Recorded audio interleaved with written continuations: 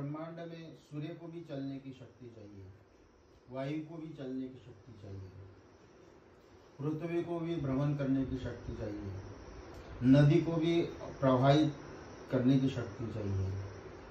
हर एक चीज, पूरा ब्रह्मांड अगर हम लोग आप अगर विचरण करें तो वो शक्ति के बिना संभव नहीं होता है।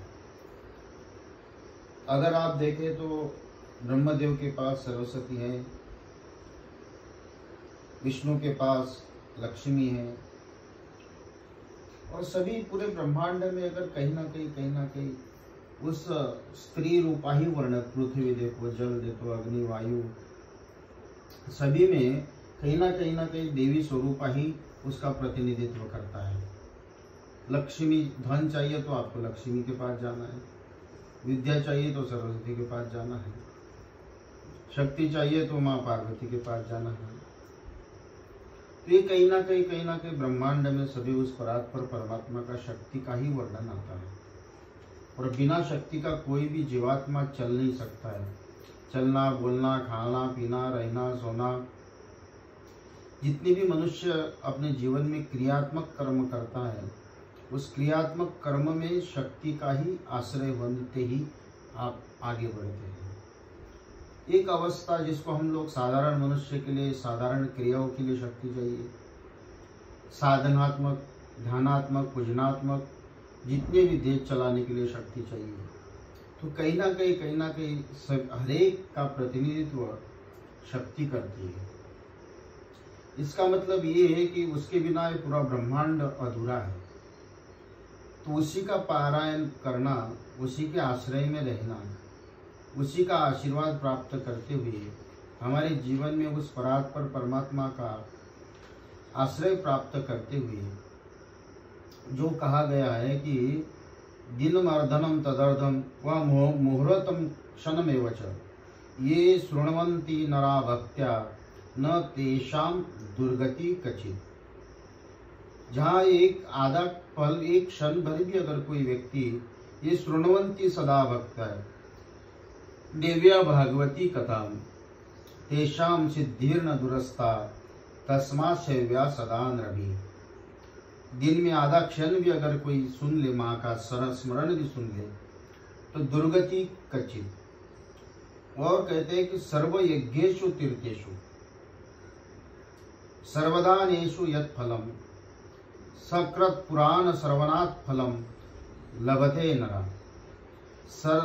पूरे, चाहे राजसु यज्ञ कहे, अश्व महायज्ञ कहे, सारे तीर्थेषु सर्वदानेषु यत् फलम, नाना प्रकार के जितने भी पूरे विश्व में तीर्थ हैं, उनके अनेकों बार स्नान करने से ये कृत पुराण, जा कहते हैं कि ये जो श्रवणात् फलम लभते नरा, खाली पूरे ब्रह्मांड में सारे तीर्थों में सारे देवताओं का आशीर्वाद प्राप्त करने से खाली ये फल एक बार भागवत, देवी भागवत श्रवण करने से वो फल मनुष्य को प्राप्त होता है। ये देवी भागवत कहता है।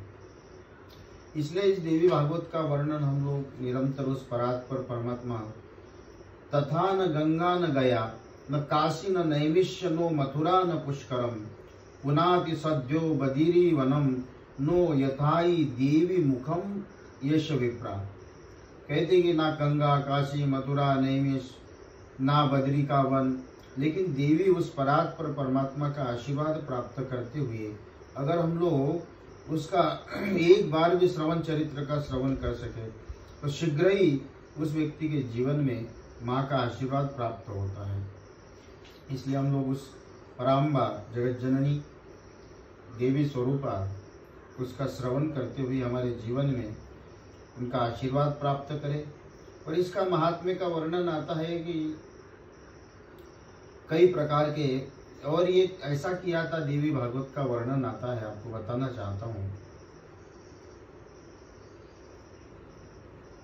जन्मजय भागवत में तो वर्णन आता है कि परीक्षित का मोक्ष हुआ, लेकिन जन्मजय ने अपने मनोभावनाओं को, अपने पूर्वज, अपने पिता को मोक्ष प्रदान कराने के लिए जब व्यास जी महाराज के पास गए थे तो उन्होंने कहा कि क्या करो, तो उन्होंने कहा देवी के श्रवण करा तो जाकर तुम्हारे पिता को शांति प्राप्त हो सकती है।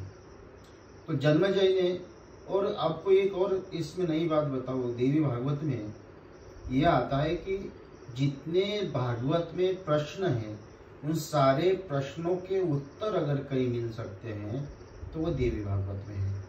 तो जन्मेजय ने अपने पिता के मोक्ष को प्राप्त कराने के लिए, और धर्म तो धर्म ही होता है, आप कितना भी करें, मिश्री हो मिठाई हो कैसी भी आप ग्रहण करें उसको मिठाई प्रदान करती हैं। इसी तरह से चाहे भागवत हो, देवी भागवत हो, कितना भी हो, आप अगर श्रवण करते हो तो आपके जीवन में उसका फल प्राप्त होता है। इसलिए अपने पूर्वजों के उद्धार के लिए हर एक पुरुष को निरंतर पुरुषार्थ करते हुए, प्रयत्न करते हुए, ये निरंतर जब भी कितनी भी बार करे। कोई लोग कहता है कि हम गए वहां गए, अब नहीं करना चाहिए, ये एक अज्ञानता का लक्षण है।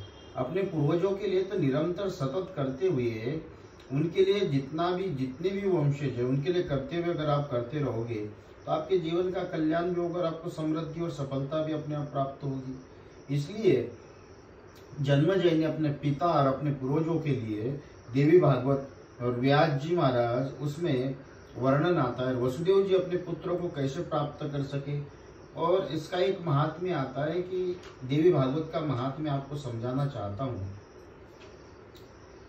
तो सत्यव्रत नाम का जब राजा भागवत में इसका वर्णन है,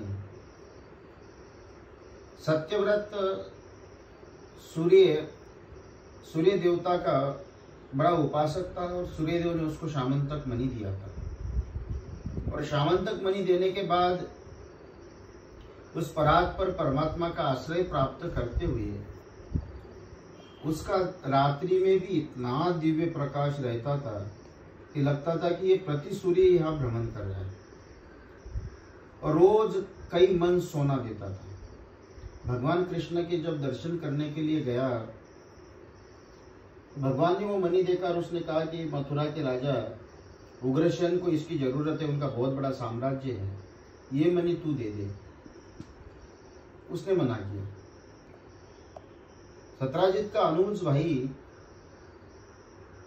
जब वन गया, शेर ने हमला किया, उसका वध हुआ, लेकिन उसने अपने अनुज भ्राता के वध के कारण भगवान कृष्ण के ऊपर आरोप लगाया कि उस शामंतक मणि के लिए मेरे अनुज भ्राता का कृष्ण ने वध कर दिया। अब चोरी का आरोप लग गया, तो चोरी का आरोप लगना तो ये बड़ी बुरी बात है। भगवान जब निकले उन सभी चीजों को देखते हुए कि इसका भाई को आखिरी में वध किसने किया, तब जाकर उस गुफा में भ्रमण करते करते उसके भ्राता का जहाँ वध हुआ वहां जाकर देखे तो उन्होंने एक गुफा देखी,